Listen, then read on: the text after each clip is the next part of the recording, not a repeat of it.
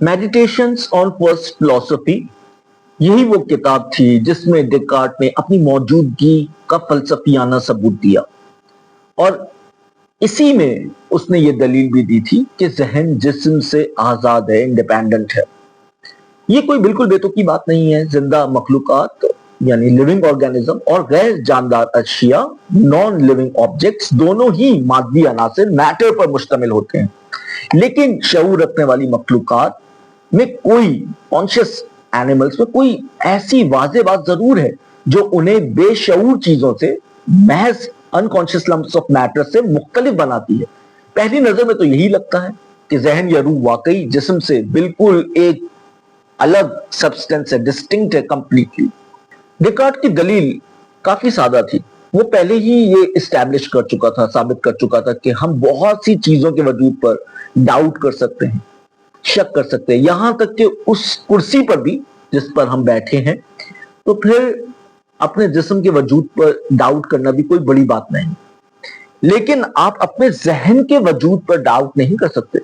आप सोचते हैं तो इसका मतलब यह है कि आपका जहन वाकई मौजूद है। और अगर आप जिस्म के वजूद पर शक कर सकते हैं लेकिन जहन के वजूद पर नहीं, तो इन दोनों को अलग अलग चीजें होना चाहिए। डेकार्ट ने आगे चलकर यह वजाहत की कि जिस्म एक मशीन की तरह काम करता है। ये मटेरियल प्रॉपर्टीज रखता है और लॉज ऑफ मोशन को ओबे करता है, उसका पाबंद है। लेकिन जहन एक बिल्कुल ही मुख्तलिफ नौइयत की एंटिटी है, वजूद है। ना सिर्फ ये कि वो किसी मटेरियल स्टफ से नहीं बना, बल्कि उसका मटेरियल प्लेन के ऊपर कोई मखसूस लोकेशन भी नहीं है। जो कुछ भी जहन है वो मेजों और कुर्सियों जैसी चीजों से बिल्कुल अलग और मुख्तलिफ है। ऐसा सब्सटेंस जो एक मुकम्मल तौर पर जुदा रेल्म ऑफ एग्जिस्टेंस, दायरा हस्ती में पाया जाता है। हम इस तस्वुर को डुअलिज्म का नाम देते हैं, क्योंकि ये दावा करता है कि जहन और जिस्म दो मुख्तलिफ अकसाम के सब्सटेंस हैं, जौहर हैं, ना कि किसी एक ही अंडरलिंग रियलिटी के दो मुख्तलिफ एस्पेक्ट, दो मुख्तलिफ पहलू।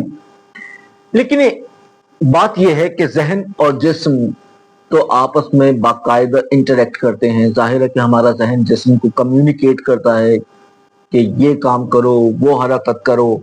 और डेकार्ट का मानना था कि ये राब्ता सिर्फ एक तरफा नहीं है, जिस्म भी जहन पर असर डाल सकता है। उस वक्त ये एक माइनॉरिटी पोजीशन थी, लेकिन पहली नजर में ये बात खासी काबिल कबूल लगती है। मिसाल के तौर पर जब हमारा पाँव किसी चीज से टकरा जाता है तो सबसे पहले जिस्म मुतासिर होता है, लेकिन दर्द का तजुर्बा तो जहन में होता है। एक कार्टेशियन डुअलिस्ट के लिए जहन और जिस्म एक मुसलसल जारी रहने वाले रक्स में शामिल होते हैं, एक दूसरे पर असर डालते हैं, इन्फ्लुएंस करते हैं, और रद्द अमल जाहिर करने का अमल कभी नहीं रुकता, रिस्पॉन्स करने का अमल इनका कभी नहीं रुकता।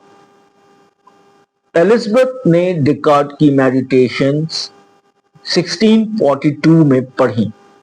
जब ये किताब पहली बार शाया हुई, वो इन ख्यालात से मुतासिर तो हुई, लेकिन साथ ही शकूक व शुबहात भी रखती थी। खुशकिस्मती से उस वक्त खुद डेकार्ट भी नीदरलैंड में ही मुकीम था और एलिजाबेथ एक शहजादी थी। ज्यादा वक्त नहीं गुजरा था कि वो बराह रास्त डेकार्ट के साथ अपनी फिक्री उलझनों पर गुफ्तगू करने में कामयाब हो गई। एलिजाबेथ के वालिद का इंतकाल 1631 में हो गया था और उनकी वालिदा एलिजाबेथ स्टॉट एक मकरूज और बेतरतीब खानदान की सरबरा बन गई। वो अक्सर ऐसी महफिलें, सैलॉन्स मुनक्किद करती जिनमें सियासतदान, साइंसदान, फनकार और मुहिम जो अफराद शरीक होते। डेकार्ट भी एक ऐसी ही नशिस्त में शरीक हुआ जहां एलिजाबेथ भी मौजूद थी, लेकिन ये मुताला पसंद और संजीदा नौजवान लड़की उस मौके पर इतना हौसला न जमा कर सकी कि मशहूर फलसफी से बराह रास्त बात कर पाती। ताहम उस मुलाकात के बाद उसने डेकार्ट की ताजा तहरीरों में दिलचस्पी का इजहार अपने एक मुश्तरका दोस्त से किया और यही बात उस दोस्त ने आगे डेकार्ट तक पहुंचा दी। शाही खानदान से ताल्लुकात रखना हमेशा फायदे की बात होती है, चाहे वो खानदान इख्तिदार से बाहर हो और निस्बतन गरीब ही क्यों ना हो। इसी बिना पर जब डेकार्ट अगली बार दी हॉग आया तो उसने जिला वतन मलका बोहेमिया के घर एक बार फिर हाजिरी दी, लेकिन किस्मत का खेल, देखिए एलिजाबेथ उस वक्त घर पे मौजूद नहीं थी। चंद दिन बाद डेकार्ट को उनकी तरफ से एक खत मौसूल हुआ, और यही वो खत था जिसने एक मुकालमे की बुनियाद रखी जो डेकार्ट की वफात 1650 तक जारी रहा। एलिजाबेथ के खतूत में रस्मी आदाब की मुकम्मल पासदारी के साथ साथ एक फिक्री बेताबी भी नजर आती है। एक ऐसा मिजाज जो बात को घुमा फिरा कर कहने के बजाय फौरन असल नुक्ते को छेड़ देता है। चंद रस्मी जुमलों के बाद वो सीधा उस मसले की तरफ आती हैं जो उन्हें डेकार्ट के ज़हन और जिस्म की दुई, माइंड बॉडी डुअलिज्म के नजरिए से है। उनका अंदाज़ तहरीर फौरी, बराह रास्त और निहायत तवज्जो तलब है।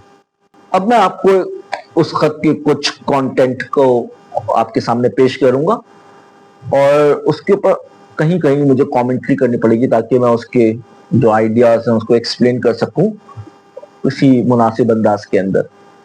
तो एक इंसान की रूह अपने जिस्म के अंदर मौजूद स्पिरिट्स को किस तरह मुतय्यन कर सकती है ताकि वो अपनी मर्जी से कोई अमल अंजाम दे, जबकि रूह महज एक सोचने वाला जौहर है, एक थिंकिंग सब्सटेंस है।